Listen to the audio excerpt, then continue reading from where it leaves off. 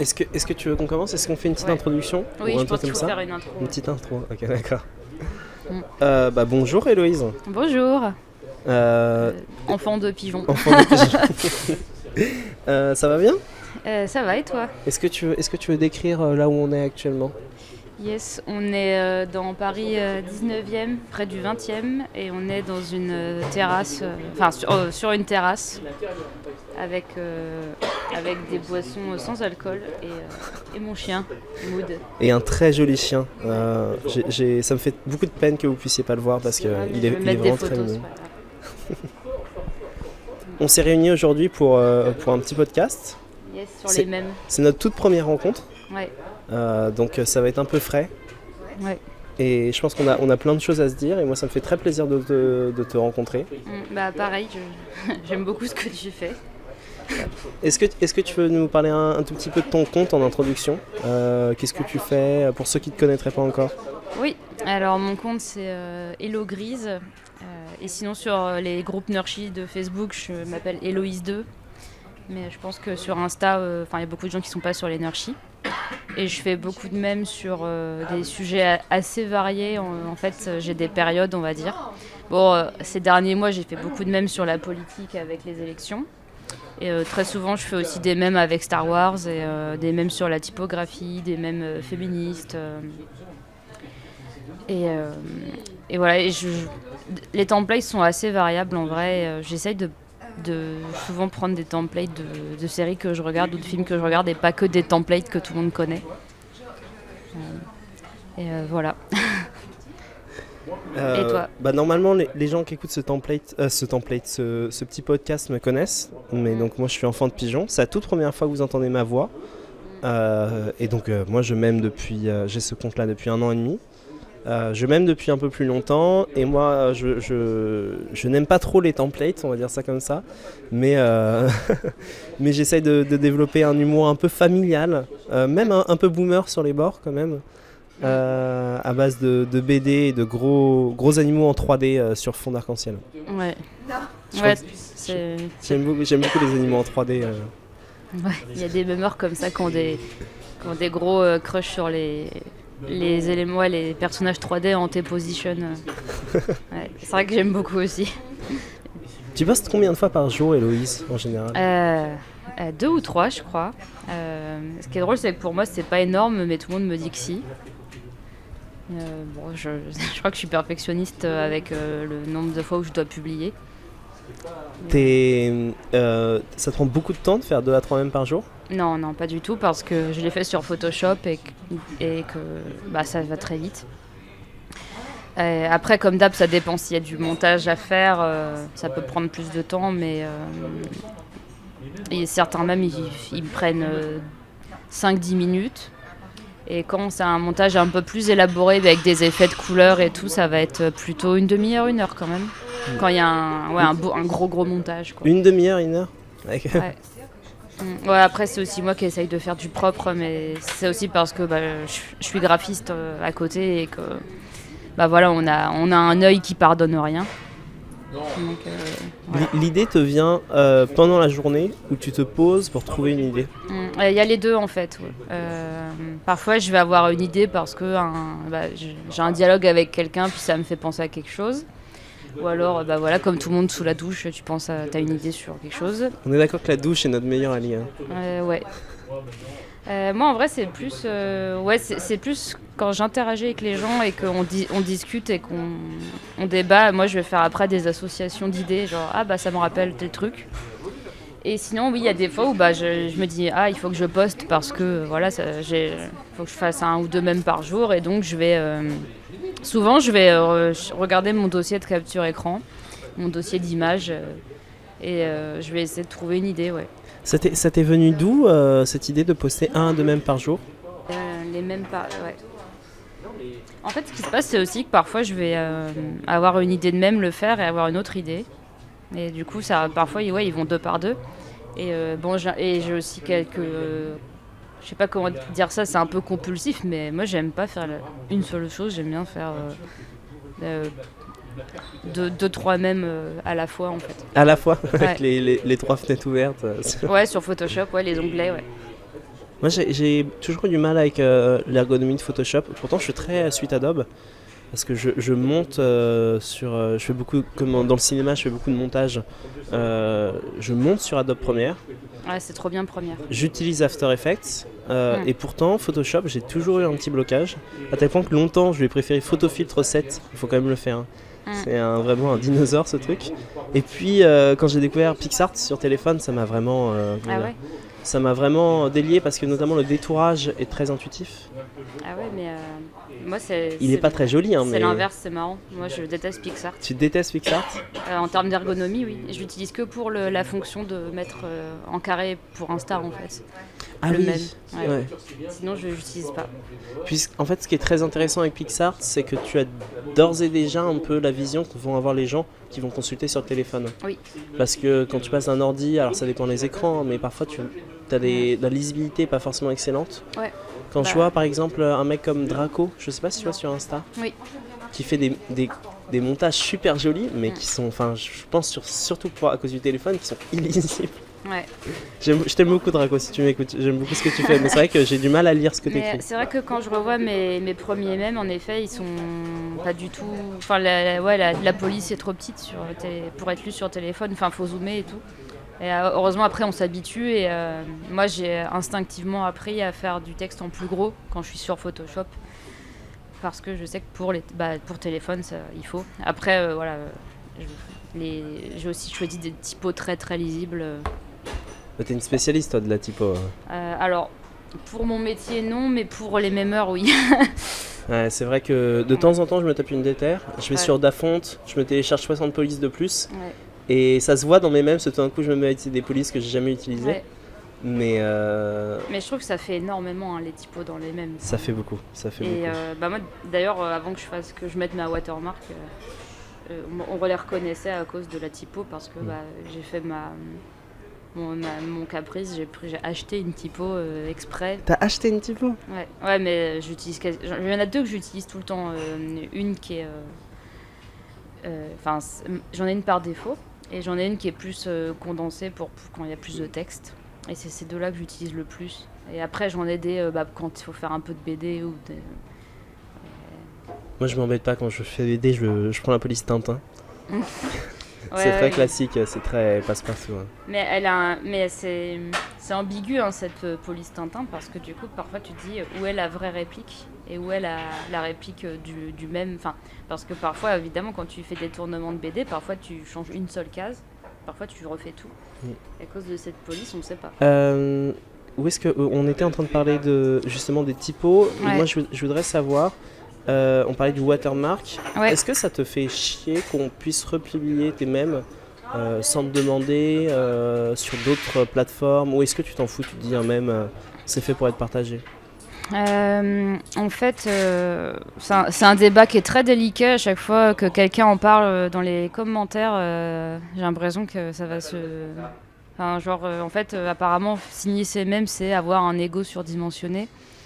J'en ai vu des gens... Oh là là, ouais, alors bon, souvent déjà ceux qui disent ça, ils font pas de mèmes, donc t'es en mode, tu sais pas ce que ça fait, et tu sais pas à quel point parfois on met du cœur à faire ça. Ensuite, déjà, on les fait entre guillemets gratuitement, et ensuite, beaucoup, ils sont republiés, et les personnes créditent pas d'où ça vient. Moi après, je m'applique pour que la watermark, elle soit pas trop violente à voir. Mais c'est aussi parce que moi on m'a dit, j'ai vu des gens qui recherchaient les créateurs d'un mème qui tournait beaucoup, et aussi parce que c'est vrai que voir le mème reposté et voir les personnes féliciter la personne qui a reposté et qu'elle ne précise même pas qu'elle l'a chiné, je trouve ça un peu... ça fait un peu mal au cul, quoi. Ça fait un peu mal au cul, surtout que parfois la nuance est claire. On sait que c'est un compte qui fait que reposter. Oui. Et parfois la nuance n'est pas si claire que ça. Oui. Récemment, j'ai un compte. Alors, je ne vais pas balancer son nom, je ne veux pas du tout mettre de shitpost ou quoi que ce soit, mais qui parlait d'un animal en particulier. Et il poste un mème que j'avais fait avec cet animal. Et du coup, on s'est dit peut-être qu'il s'est déterré à faire un mème sur cet animal, quoi. Ça aurait pu être un truc crédible. J'ai contacté la personne qui m'a crédité et du coup il n'y a pas eu de souci. Et il y en a qui qui m'ont vraiment fait chier, qui m'ont vraiment... des gens on sait qu'ils ont accès à qui est le créateur. Ouais. Et on se demande pourquoi ils font pas l'effort de mettre ce petit mot. Oui, parce que... Ouais, c'est assez... Ouais, surtout qu'en plus, ça coûte pas grand-chose de le faire, et surtout que c'est du partage, en fait. Moi, grâce à des watermarks, j'ai découvert des comptes de même cool.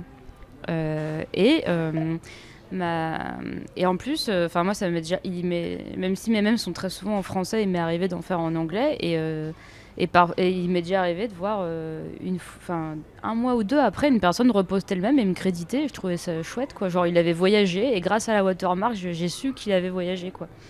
C'est pour ça que je n'ose pas trop m'inscrire sur Reddit. Parce que je sais que j'ai des mèmes à moi qui sont postés sur Reddit. Et je le sais aussi, ouais. Et j'ose pas, en fait, j'ose pas trop voir à quel point ils ont tourné. Ça me ferait peut-être un peu mal au cœur. Je suis d'accord avec toi sur le fait que moi en soi, c'est pas grave, c'est pas une catastrophe, mais c'est vrai que ça peut faire un peu mal au cœur. En particulier, je trouve que le truc qui puisse vraiment faire le plus mal au cœur, c'est quand une personne va aller, notamment sur Twitter, faire de la pub pour un de ces trucs qu'il fait lui. En commentaire, il dit « Ah, vous avez aimé ce mème ? Allez voir ma fanfiction écrite sur l'univers d'Harry Potter. » Et tu te dis « Mais de quel droit ?» si tu prends le temps d'écrire... Autant tu postes une image, tu la repostes en 2-2, voilà, entre la bière et le café. C'est pas si grave parce que tu as pas apporté beaucoup d'attention. Mais si tu regardes, si le mec a fait attention à se préparer un tweet pour dire allez voir mes trucs à faire, ça fait vraiment un peu injuste. Mais bon, on endort la nuit. Hein. Ouais. En fait, je trouve que le souci, c'est quand, encore une fois, c'est quand on a le doute, quand la personne elle pose juste le même, elle reposte le même sans préciser que c'est un repost, sans préciser que c'est un stolen. Par défaut, on va croire que c'est d'elle ou de lui. Parce que bon, OC, on va pas l'écrire à chaque fois. Surtout pas sur... OC, c'est surtout connu sur Nurshi. Oui. Ouais. Oui, donc c'est plus... Ouais, c'est connoté Facebook, OC. C'est connoté Facebook. Et donc, par défaut, on croit que c'est d'elle-même, de cette personne-là. OC, ça veut dire Original Content. Ouais. Oui, puis pendant un moment, c'était la mode de faire une phrase où il fallait mettre O et C en majuscule. C'était marrant. Mais ça a été interdit sur Turkrea. Ouais, de toute façon, Turkrea, au moins Turkrea, les règles elles sont claires. C'est par définition des OC en fait. Ouais. Oui, c'est par définition. Juste pour précision, on parle beaucoup de Nurshi et de Turkrea. Donc Nurshi, c'est une communauté de groupes Facebook, souvent des groupes privés qui existent depuis à peu près 2017-2018 sur Facebook.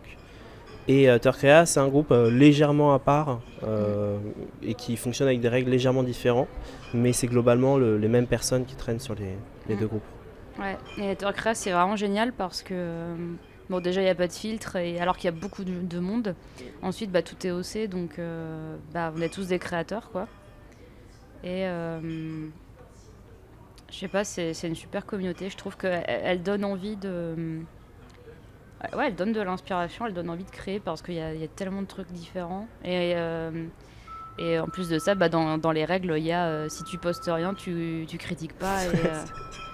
Et en vrai, c'est hyper important. Et je sais plus qui avait. Une fois, comme d'hab, il y en avait un qui avait critiqué le même en disant que c'était de la merde, alors que la personne ne postait rien. Et une admin lui avait dit mais en fait. Le groupe il meurt si jamais il y a trop de gens qui critiquent, car tu décourages les gens de continuer à faire des mèmes. Donc, J'aime beaucoup En fait, Nurshi, on va en parler, mais Nurshi c'était très très à la mode après un événement qui s'appelait la Coupe de France du mème. Et aujourd'hui, certains groupes s'essoufflent un peu. Il y en a qui sont toujours à la cote. Je pense à Nurshi de flexibilisation du marché, et je fais une dédicace à Adam, son administrateur. Et moi à Paul. Et puis du coup même Extramuros qui fonctionne toujours aussi bien. Et il y a des groupes qui se meurent un peu, et en particulier les tout petits groupes qui étaient vraiment de l'humour de niche. Et bizarrement, je me suis retrouvé à poster plusieurs fois moi sur des tout petits groupes. Je me rappelle d'un Nurshi d'imprimante. Nurshi d'imprimante, Nurshi de pétasse d'oie. Nurshi de tous les. J'ai l'impression que tous les animaux avaient leur Nurshi à un moment. Oui, il y avait Nurshi de renard. Après, il y a quand même Nurshi de poulet et Nurshi de canard qui marchent encore. On a l'air de fou quand on dit ça. Ouais, non, c'est super drôle. En vrai, c'est triste, mais les Nurshi, c'est ce qui nous font rester sur Facebook, sinon on n'y va pas. Oui, moi j'y vais pour aucune autre raison. Mon profil Facebook perso, quand je vais dessus, je suis en mode ah, mais c'est chiant en fait de scroller sur ça. Genre. Parfois, moi... C'est bien pour prendre des nouvelles de ses amis, mais encore faut-il que ses amis postent des trucs sur Facebook. Mais tu sais, sur Instagram, bien sûr, j'ai un compte personnel. Et alors, c'est un peu étrange, mais voir des nouvelles de mes amis, parfois me déprime plus qu'autre chose. Parce que, évidemment, on poste jamais les moments chiants de sa vie, on poste que les moments incroyables. Et quand on est dans le métro à se faire chier et qu'on voit son pote à l'autre bout du monde en train de s'éclater, moi, ça me déprime plus qu'autre chose. Quitte à choisir, je scrolle quasiment que sur mon compte de même. Bah ouais, en fait, perso, c'est terrible, mais je publie plus grand chose sur ma vie. Ça va être plus du Messenger, en parler avec mes potes en direct, parce que voilà, Internet never forgets. Puis Facebook, il nous a bien rappelé qu'on était cringe avec vos souvenirs de votre publication d'il y a 5-6 ans. Tu fais merci de me. Bon, au moins j'ai évolué, c'est bien, mais putain, ok, je vais réfléchir avant de publier des trucs sur ma vie, quoi. Alors, j'avais noté une série de petites questions. Est-ce que ça t'est déjà arrivé d'avoir vraiment des périodes où tu n'avais plus d'inspiration, où vraiment la feuille restait blanche? Assez rarement, pour les mêmes en tout cas.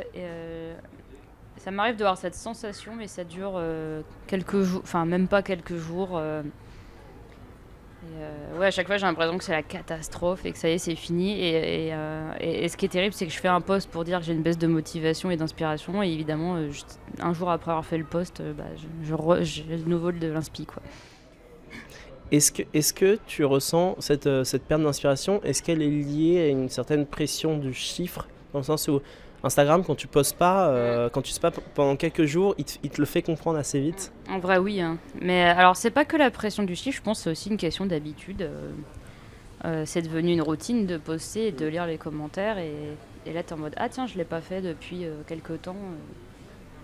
Et oui, il y a un peu l'angoisse que les gens y partent, quoi. Je suis totalement d'accord avec ce truc de la routine.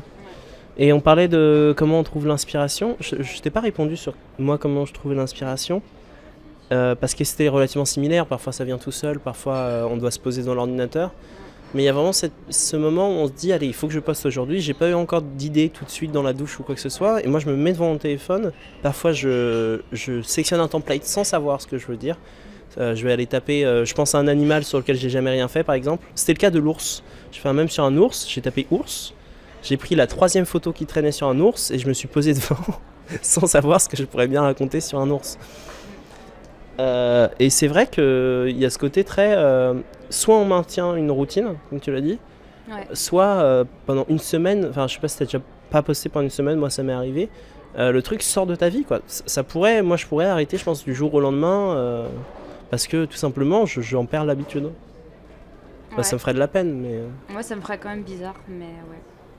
En soi, qu'est-ce qui, toi, te fait le plus plaisir dans le fait de tenir un compte Insta? Bonne question. Alors moi, ce que j'aime pas, c'est faire la même chose tout le temps. Et là, on va me dire, oui, mais Jean-Luc, quand t'as fait, quand pendant les présidentielles, tu forçais avec Jean-Luc. Bah oui, mais je forçais avec Jean-Luc de manière créative et je faisais ça de façon très différente. Mais même après les élections, je me suis dit qu'il fallait que je dilue un peu et que je fasse pas que de la poétique, parce que même si ça m'a un peu ça m'a apporté beaucoup de monde, moi je veux pas être connue entre guillemets que pour ça. Et c'est là qu'on va dire ouais, mais du coup c'est du coup le seul truc, du coup tu vas être connue entre guillemets pour toi en tant que créatrice et tout, et j'ai envie de dire bah ouais, mais je veux pas m'enfermer dans un seul sujet, un seul thème et même un seul format, genre je veux pas faire que des mèmes de ma vie. Je veux aussi faire de la BD, même si malheureusement ça prend pas du tout le même nombre d'heures. Non, pas du tout, ça je viens de croire. Après, le mème se rapproche beaucoup de la BD. Enfin, de toute façon, beaucoup de mèmes, c'est les mêmes formats, c'est des cases, il y a un rythme pareil. D'ailleurs, c'est très drôle, mais il y a très peu de bulles dans les mèmes. Quand c'est des photos, par exemple, quand on rajoute des bulles, ça fait tout de suite boomer. Oui, c'est exactement ça. Je pense que c'est un effet que les gens veulent éviter. Ouais, mais c'est super drôle du coup. Et du coup pour l'inspi, ouais, mais moi je pourrais pas arrêter, je pense. Est-ce que durant ces années, ça fait combien de temps que tu as un compte Insta? Ça fait je crois que je l'ai créé pendant le confinement. Pendant le confinement, donc ça fait 2 ans. En fait, ce qui se passait, c'est qu'on me demandait de rassembler mes mèmes parce que je postais sur plein de nurchis différents. Et du coup, j'étais OK. Des gens avaient fait un Nurshi de Héloïse 2 pour moi. Ils avaient fait un Nurshi de Héloïse 2, mais la classe. Il y a 400 personnes. Bon, après, du coup, j'ai dit... j'ai été mise admin dessus et j'ai dit bon, par contre on va éviter de faire du culte de la personnalité, je vais shitposter mes mèmes dessus et puis voilà, ça fera un petit espace, mais ça reste un groupe privé, donc il fallait une plateforme publique pour pouvoir partager, et donc j'ai fait un Insta. De toute façon, tout le monde m'a dit que c'était sur Insta les mêmes, donc et en vrai c'est mieux, je pense, que ce soit sur Insta, vu que je trouve que Facebook, l'énergie, on perd du temps à répondre et à lire les commentaires, alors que Insta, c'est quand même pas très ergonomique pour les commentaires. Déjà, tu peux pas les modifier. Puis en plus, ils s'affichent pas toujours très bien. Au moins, tu peux les supprimer, parce que sur Twitter, tu ne peux pas. Ouais. Et moi, c'est ça. Heureusement qu'on peut te supprimer. Moi, parfois, des gens commandent des trucs horribles. Ça m'est déjà arrivé. La pire des situations, vraiment, c'est que j'avais posté un mème avec un Mario qui parle de manger des chiens et des chats. C'était un mème un peu d'humour noir. Et il y avait un nombre de commentaires racistes qui dépassaient l'entendement. Et je supprimais. Et wow. J'étais là en mode... Heureusement, celui-là, je crois que je ne l'ai pas posté sur Twitter. Parce que je me suis dit, ça allait être... Twitter, les gens sont très virulents. Je sais pas si tu as déjà posté des mèmes sur Twitter. Si. Alors, Twitter, je m'y suis mise il y a seulement en mai, parce que j'étais pas prête avant à cause de tout le... Enfin, Nurshi, déjà, c'était pas mal niveau virulence. Et du coup, je m'étais dit, je pourrais pas supporter et Nurshi et Twitter. Et après, je me suis dit, bon, c'est bon, je me suis habituée, je suis prête et tout. Donc, je me suis mise sur Twitter. Et en effet, c'est là depuis quelques semaines, je commence à avoir des notifs de commentaires très négatifs sur des mèmes de gauche, etc. Donc j'ai fait. Heureusement, Caroline Dehaas avait fait un petit thread pour dire comment se protéger sur Twitter. Et donc en gros, tu demandes à être notifié que quand c'est des gens qui te suivent ou quand c'est des gens que toi tu suis. Et en fait, voilà. Bon, malheureusement, je pense que ça te fait passer à côté de commentaires intéressants, mais l'important, c'est de survivre. J'avais fait un mème sur un tout con, sur un chien qui pisse sur un tapis. Le truc vraiment... C'est ce que j'allais te demander. Comment tu as pu recevoir des commentaires horribles alors que ton contenu n'est quand même... En fait, c'est là où tu vois que c'est très spécial Twitter. C'est que j'avais fait ce mème sur le chien qui pisse sur le tapis. Il a très bien marché. Je crois que c'est le premier ou le deuxième tweet qui a le plus marché. Et les gens en fait te retweetent en disant mais comment ce mème de merde, ou comment regardez ce compte de merde, comment il fait pour percer. Et t'es là, mais qu'est-ce que ça peut te foutre que mon mème a été enfin je veux dire, qu'est-ce que ça peut... C'est même pas un mème méchant ou un mème, c'est juste un chien. Qu'est-ce que ça peut te foutre? Comment tu peux prendre le temps de retweeter un mème pour dire comment ça se fait que ce mème marche? Mais oui, c'est ça qui m'est arrivé il y a pas longtemps. J'avais fait après avoir passé évidemment une super soirée avec des camarades. J'ai fait un bingo de soirée de gauchistes parce que c'est celui que tu as publié? Oui. Il a pris du temps à faire celui-là quand même, parce qu'il fait que ce soit intéressant et qu'il soit un peu représentatif et qu'il ne soit pas que camarade Jean-Luc, qu'il soit un peu camarade de gauche en général. Et ouais, sur Twitter, beaucoup de gens ont cité le tweet du mème, mais du coup c'est terrible parce qu'ils citent et du coup ils donnent le lien vers ton compte, donc les autres vont venir pour se plaindre aussi. Si c'est juste une réponse en commentaire, ça va moins s'afficher. Ça va moins s'afficher. Du coup, en citant ton tweet, en disant qu'est-ce que c'est de la merde, ouais, l'enfer sur terre et tout, tu peux, enfin du coup on comprend mieux comment un cyberharcèlement se déclenche en fait. En plus, bon, moi, j'aime bien la bagarre. Et malheureusement, là, quand il y en a trop, tu peux pas répondre à tout le monde, même pour la bagarre. Alors, on a parlé de cyberharcèlement vite fait. On va peut-être pas... Tu veux rentrer dans le sujet ou est-ce que tu veux qu'on passe de l'autre côté des relations sur Internet, c'est-à-dire les relations un peu plus de fausse amitié? Ouais. Oui. Après, le cyberharcèlement, c'est de la fausse haine aussi, parce que ils détestent ce qu'ils croient qu'on est. C'est pas nous en nous-mêmes qui détestent, mais la fausse amitié, oui. Bon, je sais pas comment. Alors, je vais peut-être commencer. Souvent, d'ailleurs, comme les messages un peu de haine, c'est des gens assez jeunes. Moi, je suis toujours étonné de voir que c'est souvent des ados au lycée même, qui écrivent vraiment des trucs très méchants.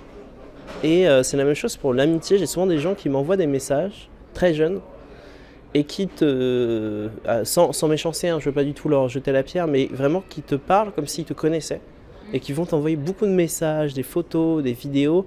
Et je sais pas s'ils se rendent compte que, alors moi je suis pas très très âgé en soi, mais ça m'intéresse pas spécialement de parler avec des gens que je connais pas.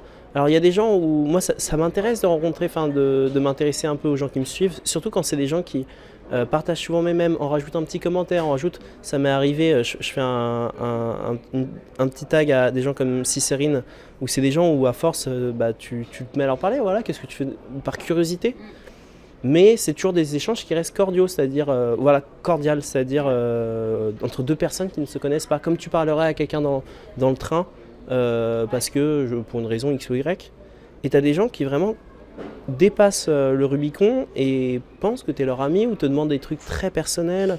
Et je suis à chaque fois très gêné parce que tu sais pas trop quoi leur dire. Tu as du mal à leur dire, mais c'est pas que ta vie ne m'intéresse pas, mais je pense pas que c'est à moi que tu devrais parler de ça. Oui, et en plus, je trouve justement, c'est un peu le mauvais côté d'Insta, à cause des stories qui font que c'est très vite un DM. Je crois que ça se paramètre, hein, mais très souvent, les gens papotent et racontent leur vie ou te demandent ta vie à toi. Et c'est un peu compliqué. Bon, déjà parce que répondre à tout le monde devient difficile. Enfin, j'ai que 7000 abonnés, mais déjà 7000, il y a pas mal de messages privés en vrai. Et c'est très compliqué d'accorder la même attention parce que certains messages, ça va juste être des ah merci de ce que tu fais, c'est génial. Et il y en a, ça va être ah bah j'ai un projet machin. Et en fait, faut digérer tous ces messages-là et répondre. Et pour la fausse amitié, oui, il y en a, j'ai l'impression qu'ils t'idéalisent beaucoup. Après, c'est aussi le côté réseaux sociaux où on exagère souvent. Et même moi, quand je parle même toi, parfois quand je te parle sur Messenger ou je t'appelle BG et tout, mais pour rigoler. Oui, mais ça c'est. Mais oui. Pas de... Mais c'est aussi parce qu'on est un peu au même stade. On est collègues. Voilà, on est collègues d'Insta. Mais c'est vrai que je vais pas appeler BG un abonné que je connais pas, ou alors, en tout cas, sinon c'est un abonné que je côtoie depuis un moment parce qu'il est là depuis le début. Mais ouais. Et oui, et là de toute façon je pensais on devait en parler de toute façon, mais moi ce qui me gêne beaucoup, c'est les gens qui me demandent à quoi je ressemble. Ouais. Parce que ça a vraiment rien à voir avec le contenu que je fais. T'as déjà eu accès aux statistiques d'hommes et de femmes sur ton compte ? Ouais, il y a beaucoup d'hommes. C'est beaucoup d'hommes, hein. Ouais. Moi c'est 3/4 pour moi, je crois. Moi c'est un peu moins, mais oui, et pourtant je fais des mèmes très féministes, du coup je pensais qu'il y aurait plus de meufs, mais non. Et du coup je pense qu'on n'a pas forcément les mêmes réactions, parce que alors bien sûr ceux qui me suivent depuis longtemps ont des indices sur le fait que je sois un homme, tout simplement parce que parfois j'utilise un adjectif en story qui fait que ça se voit que je suis un homme, et puis je pense que je sais pas si c'est le cas de toutes les créatrices, mais par la force des choses, et je pense que c'est une bonne chose, beaucoup de créatrices de même Insta parlent à un moment de féminisme, ouais. en utilisant la première personne, ou enfin en montrant. Donc souvent on voit qui est un homme ou qui est une femme, ouais. Mais ceux qui font juste passer en quelque sorte, ils voient enfant de pigeon, c'est relativement neutre. Toi tu affiches ton genre sur ton compte, et tu me dis que du coup que ça joue. Ouais. En fait, avant qu'on se mette à parler, à enregistrer, je lui ai demandé si les gens lui demandaient à quoi il ressemblait. Jamais, absolument jamais. Non, voilà. De temps en temps, on me demande mon âge, vite fait. Et de toute façon, moi, j'en vois jamais de photos. Je sais pas toi, mais même en privé, jamais rien. Non, ce qui s'est passé, c'est que il m'est arrivé de poster des photos de moi en floutant un peu mon visage parce que comme ça, je ressemble juste à une random brune, quoi. Et une fois, j'avais des lunettes de soleil très grandes, donc on pouvait pas trop voir. Mais rien que ça, déjà, les gens sont en mode « Oh mon Dieu, on voit un peu ton visage », et ils sont hyper, entre guillemets, excités. Et je me dis « Waouh, mais pourquoi ? Enfin, c'est rien. » Moi, je pense que on a rien d'exceptionnel. Hein, on est vraiment... Ouais, et ce qui est terrible, c'est que du coup, il y en a qui vont faire des petites enquêtes. C'est vrai ? Des petites enquêtes ? Ouais, moi c'est aussi parce que je milite, donc il y a des personnes qui ont essayé de trouver des photos, qui ont trouvé des photos où on peut deviner que c'est moi à cause de mon style. Mais qui prend du temps à faire ça ? Des gens, je pense que c'est des gens qui suivent les mêmes personnalités politiques que moi, mais oui, ils m'ont envoyé en message ah bah tiens, je t'ai vu, enfin j'ai reconnu sur cette photo que c'était toi, désolé, j'ai vu ta tête, et j'étais en mode bah tu diras rien s'il te plaît. Mais puis ça fait un peu, moi ça me ferait un peu flipper. Je me rappelle encore d'une fois en commentaire quelqu'un qui avait, sans faire exprès, parce qu'il ne connaissait pas, il savait pas qui j'étais. Il avait cité mon prénom dans les commentaires, mais en fait il avait utilisé un prénom au hasard et il se trouvait que c'était le mien. Et j'étais allé envoyer en privé en mode mais attends, mais pourquoi tu révèles mon identité et tout. Et il était là non mais pas du tout. Moi ça me ferait un peu flipper qu'on dévoile, enfin on sache qui je suis sur Insta. Ouais. Moi je crois ce qui m'a plus fait flipper une fois c'était alors c'était sur Nurshi, le Nurshi qui est à mon nom. Bon, beaucoup de gens pensent que je l'ai créé pour moi et tout, mais non, on l'a créé. C'est quelqu'un qui l'avait fait parce que il y avait cette blague de Elise, elle est tellement sur les Nurshi, elle devrait avoir son propre Nurshi. Et t'as quelqu'un qui avait dit vas-y, je le fais. Et voilà. Et quelqu'un avait sur ce Nurshi avait mis un mème une sorte de BD dessinée sur Paint qui disait qu'il m'avait trouvé sur une appli de rencontre.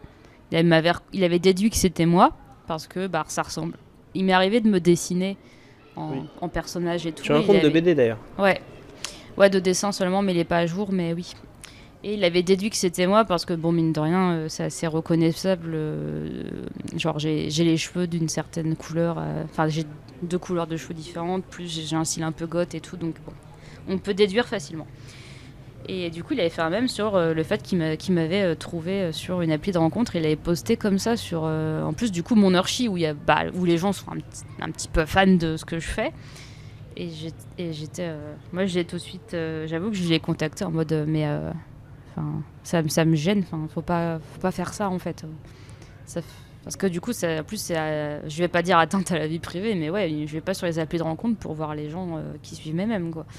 Alors j'ai déjà reçu des photos de mecs un peu hot quoi. Ah oui, sur ton compte Insta. Ouais. Ils sont excités par un dessin quoi. Enfin... Ouais, j'étais en mode mais ils savent même pas à quoi je ressemble et moi au début je dis alors soit je réponds pas, soit je réponds ça me met mal à l'aise et parfois ils retentent, parfois ils excusent et ils refont 2 semaines après et parfois ils arrêtent. Mais ouais, faut bloquer. En fait. J'en parlais avec un autre memeur, mais on arrive après les youtubeurs et je pense qu'il faut vachement apprendre de ce qui a été fait vis-à-vis de eux, parce qu'on a un peu les mêmes types de relations, on est tous éparpillés sur internet, donc on n'a pas de bande de potes youtubeurs, potes de potes memeurs, et à chaque fois on ne sait pas trop comment gérer toutes ces situations-là. Et vis-à-vis des youtubeurs, il y a eu plein de scandales de certains qui demandaient des nudes ou certains qui... Enfin bref. Et quand j'ai vu que ça arrivait aussi aux memeurs, j'ai tout de suite pensé en mode tiens, ça arrive aussi là. Et ouais. Mais en plus, Storytime, moi, je vais évidemment balancer personne, mais il m'est déjà arrivé de me faire draguer en convention par des youtubeurs dont j'étais fan. En tant que femme. J'étais majeure à chaque fois, donc ça va, j'ai envie de dire. Mais c'est quand même très malaisant. Et je m'étais juré de, si jamais j'ai une notoriété après, de ne pas en profiter comme ça. Oui. Après, sortir avec quelqu'un qui est fan de ton travail, pourquoi pas, mais quand tu le rencontres dans une situation où toi, il y a une hiérarchie, pour moi, c'est de base pas très sain. Et donc, les gens qui viennent draguer... c'est un peu déplacé. Oui, moi je trouve ça déplacé. Ouais. Mais après, chacun son truc. Hein, mais après, moi je trouverais. C'est vrai que c'est étrange parce que moi, il m'arrive de faire des mèmes sur ma vie privée. Alors tout n'est pas forcément vrai. Parfois c'est exagéré. Parfois c'est un mème sur un souvenir et pas sur un truc qui se passe en ce moment. Mais du coup, parfois des gens sont très gentils et viennent dire si t'as besoin d'en parler et tout, n'hésite pas. Et à chaque fois, je suis en mode... alors, parfois, je suis pas bien et en effet, j'en parle un petit peu. Parce que la personne, je vois qu'elle a vécu pareil et ça peut nous apporter des choses. Mais là, je me dis que je vais devoir arrêter parce que, en effet, plus les gens suivent ce qu'on fait et plus on peut tomber sur des personnes avec qui ça peut mal se passer. La seule fois où je suis vraiment allé parler avec quelqu'un de manière un peu plus, un peu plus profonde, on va dire ça comme ça. C'était une fille qui tenait un compte d'eux-mêmes, et en fait c'est même dérivé vraiment vers tout ce qui était scarification, tendance dépressive. Et en fait j'étais venu lui parler, il se trouvait que cette personne-là était un peu plus jeune que moi, et du coup je dirais pas que j'avais une certaine expérience en plus, mais ne serait-ce que lui dire voilà, c'est des trucs par lesquels moi je suis passé, et il faut que tu tiennes le coup, il n'y a pas de solution définitive à des problèmes temporaires comme on dit. Et ce que je faisais pendant un moment, c'est que je lui envoyais un petit j'espère que tu as passé une bonne journée, tiens le coup, un petit message d'encouragement. Mais c'était surtout parce que j'aimais beaucoup son travail en tant que mémeuse, et je trouvais ça dommage que ces problèmes à côté, tu vois, l'accapare, elle empêche d'être créative, elle empêche d'être... Là, je te fais un... Si tu m'écoutes, je te fais un coucou. Beaucoup de mémeurs que je croise, avec lesquels je parle, souvent des problèmes d'anxiété, voire de dépression. Ouais. Qu'est-ce qui fait qu'il y a un lien comme ça Alors, statistique, la statistique m'a l'air très grande. Alors, en fait, je pense que, bon, déjà, on est des millennials, voire des Z, mais souvent plutôt millennials dans les mémeurs, je pense. Alors, peut-être le public, ça va être des Z, mais en tant que millennials, on fait des blagues sur notre dépression. C'est un peu comme ça qu'on est défini sur Internet, un peu d'ailleurs. Et du coup, on va en mettre dans nos créations. Et, je pense que c'est à la fois pour dédramatiser et pour plus en parler. Après, j'aime pas ce mythe de l'artiste maudit, mais je pense que de base, si tu crées des choses, c'est que tu te poses beaucoup de questions. Et déjà sur comment faire, qu'est-ce que je veux faire, quel message je veux faire passer.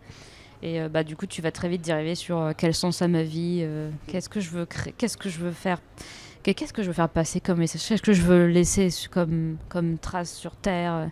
Et du coup, tu vas très vite avoir un peu des angoisses. Après, il faut aussi rappeler que les mémeurs, voilà, ils ont entre 20 et 30 ans, c'est des périodes où de base, tu te poses beaucoup de questions sur toi-même et tu vas être enclin à la dépression. Mais peut-être que contrairement aux personnes un peu plus âgées, tu vas en parler plus librement. Ouais. Oui, c'est vrai que ça peut être un peu tabou quand même dans les générations un peu antérieures. D'ailleurs, est-ce que tu penses que justement, imagine tu es un peu anxieux, tu es un peu déprimé, ou tu es dépressif, si ton feed est rempli de mèmes qui parlent de dépression, d'anxiété, est-ce qu'il n'y a pas un effet, est-ce que c'est dédramatisant ou au contraire c'est un peu vicieux? Ouais, alors moi justement j'ai arrêté de Nurshit Dépression en partie pour ça. Moi je pouvais pas, j'y parce étais, que ça m'a... c'était... malheureusement ça te rappelle que tu es dans cette situation ou que d'autres personnes sont dans cette situation et parfois tu n'as juste pas la place pour avoir de l'empathie. Ou alors, ça dépend vraiment parce que il y a des fois en effet, je trouve ça très très drôle. Il y a vraiment des blagues sur le suicide où je suis mort à l'intérieur qui sont méga drôles parce que voilà, dans l'exécution graphique il y a quelque chose aussi sur la situation et ça va me faire mourir de rire, mais en effet si je vois tout le temps des mèmes sur j'ai envie de mourir et tout, ça va pas me faire du bien, non. Parce que moi perso, les fois où, alors j'en ai plus beaucoup maintenant, mais évidemment ça m'arrivait d'avoir des idées suicidaires, je vais absolument pas regarder du contenu qui est en mode moi aussi vas-y, non. Je vais essayer de regarder des choses qui me changent les idées, le temps que physiquement ça passe cette angoisse et cette envie d'en finir. Parce que à chaque fois ça finit par passer. Malheureusement c'est très douloureux, mais il faut attendre que ça passe. Il faut s'occuper l'esprit avec d'autres trucs, et des trucs qui donnent envie de vivre en fait. Voilà. Je sais pas si c'est un idéal un peu... comment dire, est-ce que c'est trop idéaliste ou est-ce que c'est un peu... il y en a qui diraient que c'est un peu woke, tu sais qui utilise ce genre d'expression. Mais j'essaie toujours de faire un humour qui, quand la personne va tomber dessus, un abonné lambda, n'ira pas lui réveiller des traumatismes un peu cachés, des choses dont il n'a pas forcément envie d'entendre parler au moment où il scrolle sur son fil Insta. C'est vrai que moi j'évite de faire trop de mèmes sur la dépression.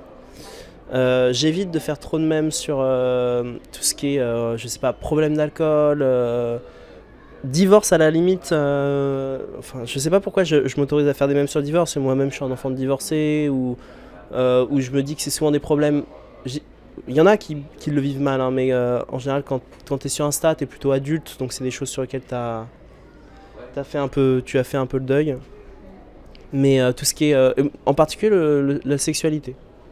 Moi, la sexualité, j'ai beaucoup de mal à parler de sexe sur Insta parce que je me rends compte à quel point, peut-être notre génération, peut-être aussi les générations précédentes, on a accumulé un nombre de traumas et de complexes sur le sexe qui est assez impressionnant. Et je me sens très mal à l'aise de parler de ça. De temps en temps, je glisse une petite blague, mais j'essaye de rester, on va dire, bienveillant. Ouais. Alors, moi je fais beaucoup de blagues de cul quand même dans mes mèmes, mais c'est pas sur ma vie sexuelle. Parce que de toute façon, pour poster autant de mèmes, c'est qu'elle n'est pas non plus incroyable. Évidemment. C'est d'ailleurs souvent une blague que je fais. Hein. Après, oui, je veux pas trop parler de trauma. Moi, il m'est quand même arrivé de parler des miens pour plusieurs raisons. Bon, déjà parce que c'est exutoire, j'avais besoin d'en parler et évidemment de recevoir des commentaires de soutien. Et ensuite, pour aussi montrer que même les personnes comme moi, beaucoup de gens trouvent que je suis très créative, que je poste plein de trucs et que je fais rire. Et pour montrer que on peut faire rire en ayant eu des traumas genre bien sales, quoi. Même si j'ai jamais trop développé ce qui m'arrivait. Mais bon, c'est assez hardcore et donc il m'arrive. Mais en effet, jamais je vais dans le cru ou trop dans. Enfin, quand je parle de moi, dans ma vie privée, je vais pas trop dans le cru. Ou alors c'est pas autobiographique. Genre. D'ailleurs, on a parlé directement de cyberharcèlement sans passer par la phase où peut-être on remercie les gens quand même, parce que la plupart des gens sont quand même très gentils, sont quand même ont une gentillesse folle. Ouais. Ont une gentillesse folle. Je crois que le truc qui m'a le plus touché, j'avais ouvert une boutique à un moment. Pour me marrer, j'avais fait des t-shirts immondes, des dessous de bière à vomir, mais ça m'avait fait très très rire. C'est trop bien ça. Et que j'ai fermé ensuite parce que je me suis dit que ça correspondait pas trop à mes convictions écologiques, parce que les gens achetaient pour me soutenir alors qu'ils n'avaient pas besoin d'acheter un bibelot pour me soutenir, qu'elle allait devoir être créé, pris en usine, envoyé. Mais le jour où j'ai reçu ma première vente, j'ai pas vendu beaucoup de trucs, j'ai vendu je crois 8 ou 10 articles.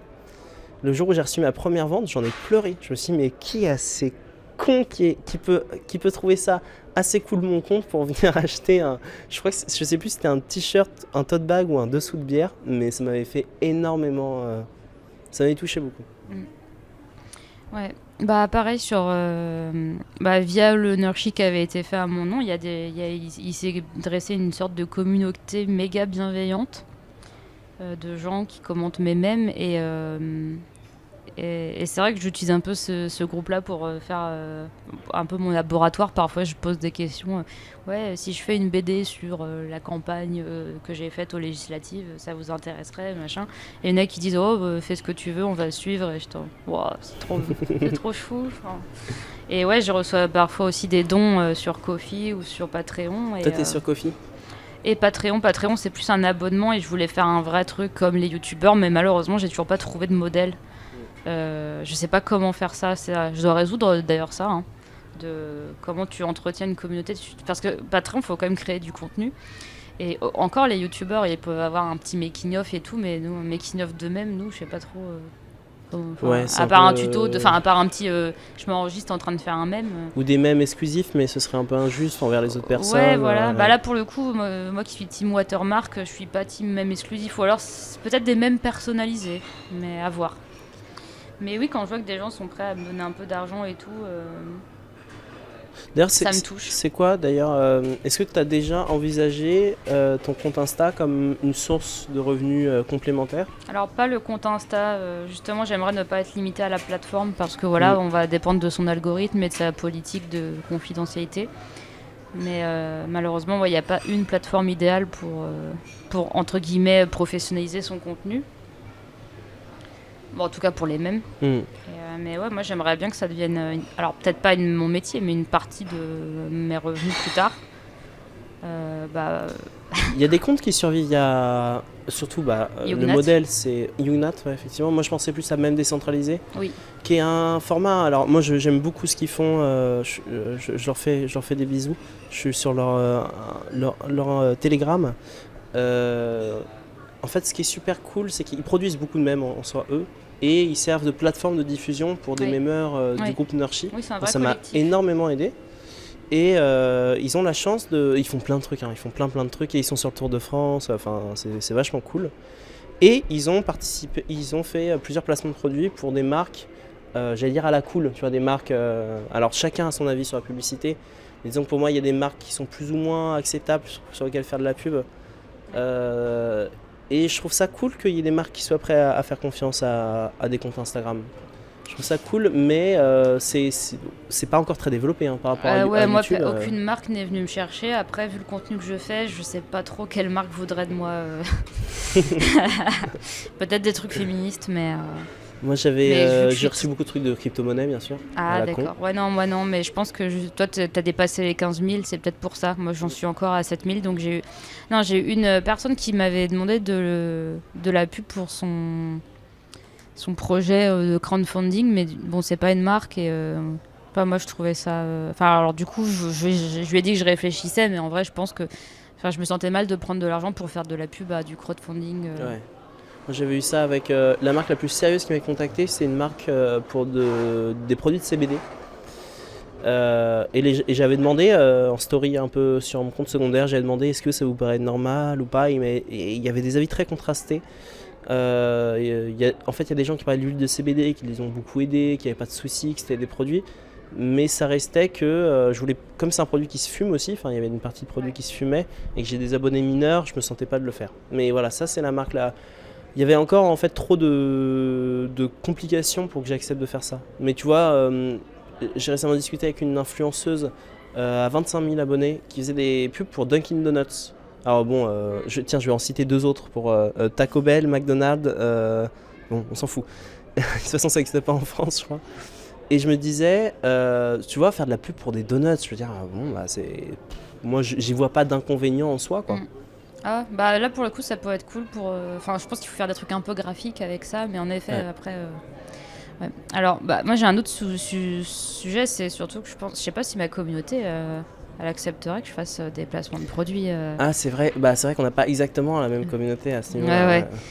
Moi, déjà, j'avais parlé de faire un peu un store parce que j'ai quand même fait du dessin, j'ai fait un peu de BD, j'ai fait la fanfiction où il y avait Mélenchon qui était pour les ministres, etc. Donc, il y avait de quoi faire des produits dérivés. Et moi, il faut savoir que j'adore les produits dérivés. T'es très merch.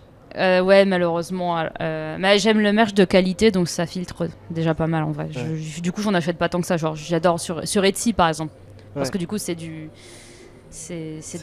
peu, c'est un peu artisanal. C'est pas fait en Chine et c'est pas fait par des fans des trucs. Quoi.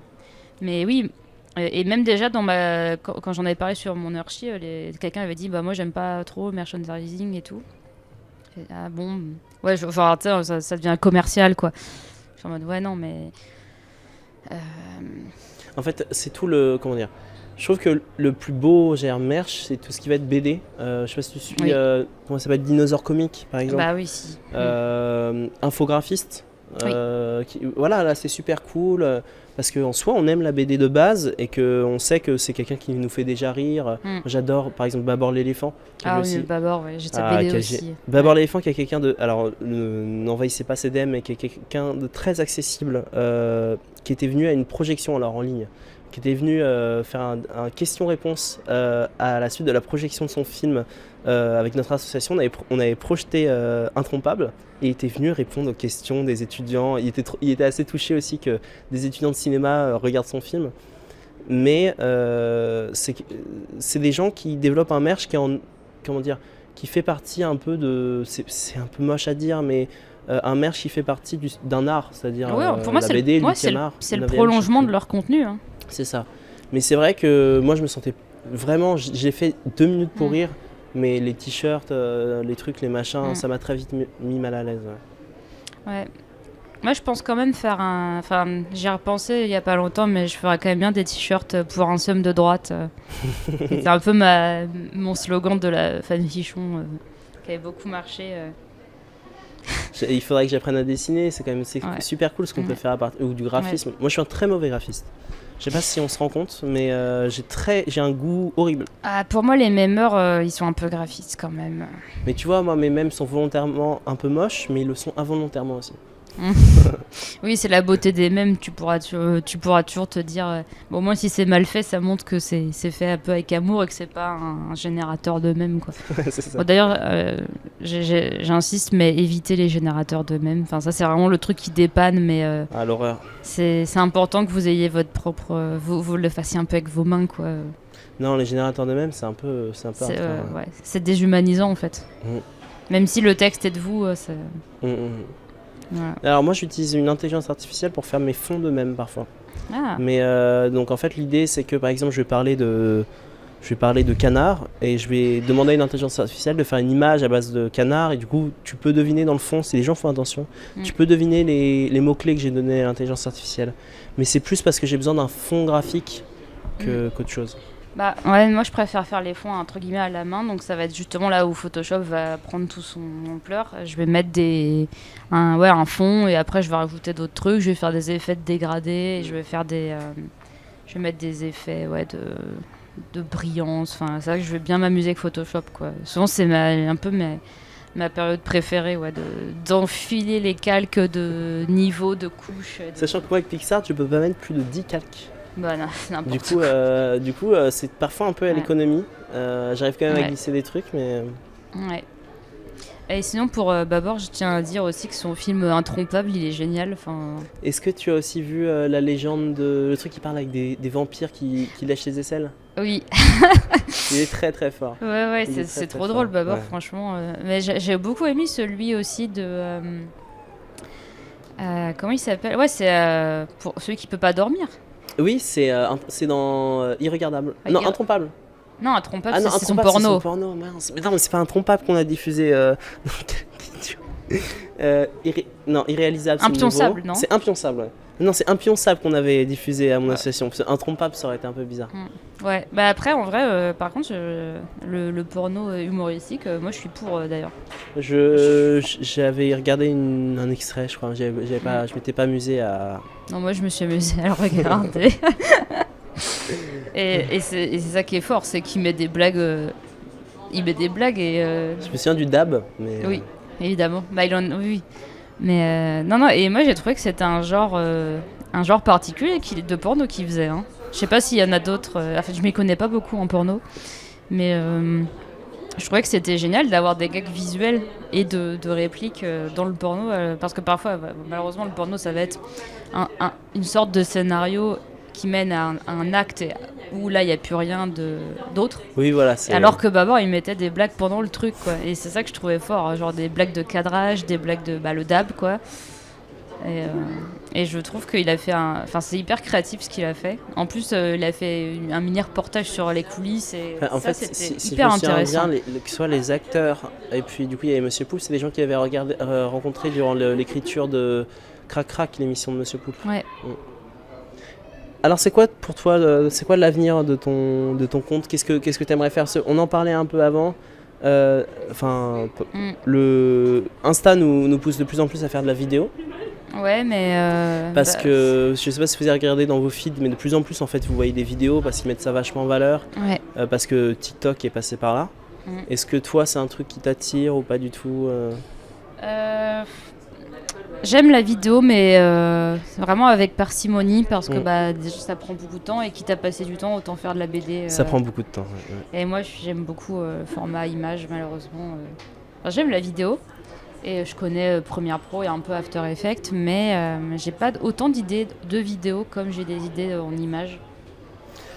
Donc, Insta va se passer de moi pour les vidéos, en tout cas à cette fréquence de prod là, quoi. En fait, ce qui est un peu étrange, c'est qu'à la fois, moi, je suis très internet. J'aime beaucoup l'humour internet. Il n'y a pas de souci avec ça. Mais très étrangement, à travers ma formation vraiment cinéphilique, j'ai développé beaucoup plus de goût dans le faire. Dans ce que je veux faire, ça s'approche beaucoup plus du cinéma, du long métrage, du court métrage, même dans l'humour. C'est-à-dire des situations absurdes qui se développent sur plusieurs minutes que sur vraiment le format court. À la fois je regarde beaucoup de vidéos et à la fois c'est pas ce que je veux faire. Donc je me retrouve un peu bloqué. Et ce qui est bizarre, c'est qu'en soi le tournant de vidéo d'Insta, vis-à-vis de ma formation, moi j'ai toutes les compétences, mais ça m'a jamais attiré plus que ça. Le seul format que j'aime bien, j'en avais fait quelques-uns sur une chaîne YouTube qui aujourd'hui a été strikée, c'était ce que faisait Babor, aussi à ses débuts, les fausses vidéos inspiration. Oui. J'en ai fait quelques-unes qui m'avaient fait beaucoup rire. Peut-être que je posterai ça un jour. Et peut-être que je ferai un court-métrage enfant de pigeon un jour, mais ce qu'il faut pas que ça rentre en contradiction avec mon anonymat. Après, j'aime bien faire des vidéos quand même. J'en ai fait quelques-unes et il y en a une qui avait très bien marché et qui continue de me faire rire aujourd'hui. C'est celle où j'avais remplacé Kylo Ren qui crie par Chasseur d'Oche qui crie en son. Et pour moi, c'est ça le pouvoir de la vidéo aussi, c'est d'avoir le son. Enfin, ta image plus son et en termes de comique, voilà, pour la parodie, c'est incroyable. Après, ouais, vraiment, ça prend beaucoup de temps et d'ailleurs, il faut un ordi qui suit pour la vidéo. On n'en parle pas beaucoup. Oui. Moi, je l'ai construit du coup. Pour le montage, j'ai construit un PC adapté et c'est vrai que je me rends compte que quand un PC fait pour ça souffle, tu te dis mais un PC pas fait pour ça, tu le détruis, hein. Tu peux lui faire du mal. Moi, je me suis vendue... j'ai fait des prestations et tout, j'ai pris dans mon livret pour m'acheter un ordi avec beaucoup de RAM pour en partie ça. Bon, aussi pour faire de la BD sur tablette graphique, que la tablette graphique elle doit aussi supporter ta RAM quoi.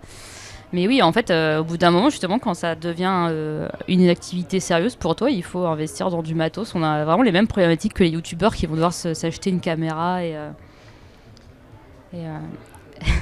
bon là, mon chien est en train d'aller dire bonjour à tout le monde sur la terrasse. On surveille. Voilà. Faut savoir que mon chien il tourne autour de nous depuis le début et il sait pas trop quoi faire. Mais tant qu'il chouine pas, ça va, il nous perturbe pas. Moi, ce que j'aimerais, un des autres trucs que j'aurais bien aimé faire, c'est de la YouTube Poop. Moi, c'est un format qui est quasiment. Il y a eu un mémoire sur les YouTube Poop. Vous pouvez en trouver des extraits, des interviews sur Internet. Il faudrait que je retrouve génial, ça, le nom, mais un chercheur qui a fait pas mal d'articles dessus et qui en a parlé dans la presse et qui parle de ce genre quasiment mort-né. Hein. Alors oui, les YouTube Poop, c'est très drôle. Mais c'est un genre qui a jamais connu vraiment de succès populaire, on va dire, énorme. Ça a toujours été un truc de niche. Et aujourd'hui, c'est presque mort. Et en plus, ça a été un peu accaparé par l'extrême droite aussi. Oui. Mais moi, j'aimerais beaucoup reprendre la YouTube Poop. Je sais qu'il y a un mec génial qui s'appelle... pardon, le nom m'échappe, qui a fait des YouTube... il y a une YouTube Poop pour tous les dessins animés de Tintin. Et en fait, sa façon de faire m'a fait dire j'aimerais vraiment reprendre ça en l'adaptant. Moi, ce que j'aimerais beaucoup faire, c'est Colombo. Je suis un très très gros fan de Colombo. C'est trop bien Colombo. Je crois que ça se voit parce que j'ai fait pas mal de contenu en relation avec Colombo. J'ai fait un truc une story interactive qui est en cours qui s'appelle l'Inspecteur Funk. Et j'ai fait plusieurs mèmes sur lui. Et ça me ferait, comme c'est une série où ça parle énormément, ils font que ça. C'est un projet que j'aimerais beaucoup faire. Soit ça, soit vraiment écrire un Colombo-like et en faire un vrai court-métrage. Quoi. Ouais, Colombo, c'est génial. C'est drôle, c'est passionnant. Alors, moi, comme pas mal de monde, j'ai connu à cause de François Pérusse qui parodiait Colombo. Oui, c'est avec vrai. Colombo du peuple. Le Beau Colomb. Alors, oui, au début, c'était Colombo, mais après, oui, je crois qu'il y a eu des bails de droits d'auteur, ils voulaient pas... Ah oui, ça s'appelait juste Colombo au début ? Ouais, Colombo du peuple. Et du coup, il a renommé en Beau Colomb, mais... D'accord, je savais pas. Et avec mon frère, on s'est dit, mais attends, vas-y, on regarde un vrai épisode. Et oui, bah du coup, c'était une bonne parodie parce que c'était la même construction avec, tu vois, le meurtre au début. Mais je crois que c'était Usul qui en parlait, qu'en plus, Colombo, ce qui est drôle, c'est que c'est quand même assez, entre guillemets, de gauche, dans le sens où ça va être des riches à chaque fois, ils font ça pour la thune. Ouais. Et Colombo, il se fait passer pour un con et ils ont du gros mépris de classe pour lui parce que voilà, il est un peu mal sapé, il est un peu mal dégrossi. Et en fait, derrière, justement, c'est pour les endormir, entre guillemets. Ils le prennent pour un con et ils laissent échapper des choses. Et... Si vous voulez une bonne introduction à Colombo, allez voir les vidéos de Mister Mea dessus. Je sais pas si tu connais. Ah, évidemment, j'aime beaucoup ces vidéos. C'est très fort. Il fait toujours du très bon travail, Mister Mea. Le mot de la fin. Faites des mèmes et n'ayez pas peur si les gens sont pas sympas et tout. Très souvent, voilà, ceux qui critiquent les mèmes, ils en font pas, ou alors ils en font des super pixelisés, dégueulasses, avec des Wojak mal rognés. Donc vraiment, n'hésitez pas à essayer des trucs. Alors moi, vraiment, quand j'ai commencé les mèmes, j'avais 0 plan derrière. C'était juste en mode, j'en ai vu plein, pourquoi je n'en ferais pas et donc, si vraiment vous avez un peu ce doute, essayez. Et puis voilà. Il y a quelques temps, j'ai reçu un message d'une personne très gentille qui m'a dit j'ai commencé à regarder tes mèmes j'ai découvert ton compte pendant un trajet en voiture et pendant 2 heures j'ai scrollé parmi tes mèmes et il y en a tellement que j'ai passé le trajet à regarder ça et ça m'a amusé tout le long. Et en fait, ça touchait au cœur de pourquoi j'avais commencé le compte. C'était construire quelque chose peu à peu. C'est-à-dire que tous les jours, vous faites une petite image, vous faites un petit... c'est pour plein d'activités différentes, comme la poterie, comme la couture, comme, je sais pas, la musique. Vous posez une brique tous les jours. Et au bout d'un moment, au bout d'un an et demi, alors vous avez l'impression d'avoir fait quasiment rien tous les jours, vous avez construit un petit truc à vous. Et ça, c'est vachement cool. Ça vous permet de faire quelque chose parfois, de faire quelque chose de votre journée. Parfois, on se dit, moi, parfois, je me dis, j'ai rien fait de ma journée, c'est horrible. Et je prends 20 minutes pour faire un mème. Allez, j'ai au moins fait ça. C'est comme faire son lit. Et c'est vraiment constructif et ça fait beaucoup de bien. Et bien sûr, si c'est pas le même, ça peut être autre chose, ça peut être plein d'activités. Il n'y a absolument pas de mépris à avoir. Et puis voilà, votre petit compte photo, votre petit compte cuisine. Le plus important, c'est que ça vous fasse du bien. Ouais.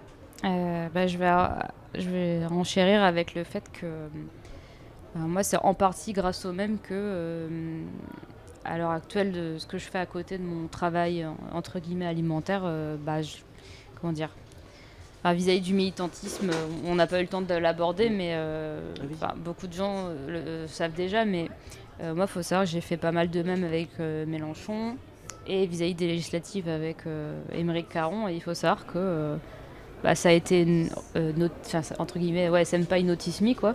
Et bon, j'ai pas encore rencontré Jean-Luc, mais j'ai rencontré Aymeric et après j'ai même travaillé avec lui. Donc parfois, je sais que la méritocratie n'existe pas, mais parfois on s'amuse à faire des choses et les gens, on a remarqué, les gens aiment ça. Et la réception est parfois vraiment qui va au-delà de tout ce qu'on aurait pu imaginer. Donc vraiment, il faut s'amuser et comment dire, s'éclater va attirer des belles choses. Peut-être juste avant de conclure, revenir sur ce truc de la méritocratie. Là, on prend le temps de faire un truc entre mémeurs et on sait que quelques personnes vont s'amuser à écouter ce podcast parce que on a eu on a une communauté qui nous suit. Je sais qu'il y a plein de mémeurs qui commencent et qui ont vachement de mal à grossir. Faut savoir que l'algorithme est très aléatoire. Et on le voit au bout de quelques années que parfois l'algorithme vous aime pas et parfois l'algorithme vous aime. Il faut vraiment pas voir ça comme le fait de ne pas avoir de talent, le fait de ne pas être drôle, le fait du moment que vous avez une petite base qui vous aime bien, s'il y a 20 personnes qui aiment, c'est ce que je me disais moi au début, s'il y a 20 personnes qui aiment mon mème, c'est comme si j'étais dans la rue et que je faisais rire 20 personnes à la fois. C'est énorme, c'est énorme. Il faut jamais perdre le sens de combien de gens ça représente. Et parfois, donc, ça fait un peu tourner la tête. Donc, faut pas prendre la grosse tête par rapport à ça. Mais au moins, quand vous avez l'impression que voilà, vous avez 30 abonnés, ça reste quand même 30 personnes qui sont intéressées à voir ce que vous faites et c'est génial. Ouais. Et alors moi, j'ai pas fait beaucoup de name drop de memeurs. Et là, je vais en faire un. Bandit Astral sur Insta. Quand on faisait la Coupe de France du mème il y a très longtemps et que c'est comme ça qu'on s'est connus. Moi j'avais eu des soucis de sexisme et de mecs qui étaient vraiment pas sympas et j'étais en mode mais pourquoi je fais ça et tout et Bandit Astral m'avait dit mais la feuille de route c'est de s'amuser, c'est juste ça. Et cette phrase m'a beaucoup aidée quand justement je me prenais un peu la tête pour faire des mèmes. En fait c'est pas grave si ça bide, dès l'instant qu'il nous plaît à nous-mêmes, c'est déjà bien. Et souvent, s'il nous plaît à nous, c'est qu'il va plaire à au moins une autre personne. Et déjà, c'est bien. Voilà. Parfois, faut pas trop se... Moi, je pense pas à l'algo Insta, en vrai. Parfois, je poste des mèmes à 23h. Je sais qu'il faut pas. Moi, ma limite, c'est 22. Je pose jamais après 22. Et je sais qu'il faut pas, mais parfois je dis bah vas-y, tant pis en fait. J'ai besoin de dormir en l'ayant posté, donc je le poste et faut pas être trop entre guillemets soumis à leur algo parce que déjà on sait pas de quoi il est fait, en plus ça change et Ça change. leur algo il est plus vite changé que nos habitudes et c'est notre bien-être entre guillemets créatif qui est plus important que leurs trucs commerciaux quoi. Voilà. Bon, sur ce beau message, on va se quitter ici. Merci pour ceux qui ont eu le courage de tout écouter, sûrement en faisant autre chose. Grave. Et vous en faites pas, on a pris le melon, mais là on va redescendre. Voilà, on va redescendre là. Bon bisous à vous.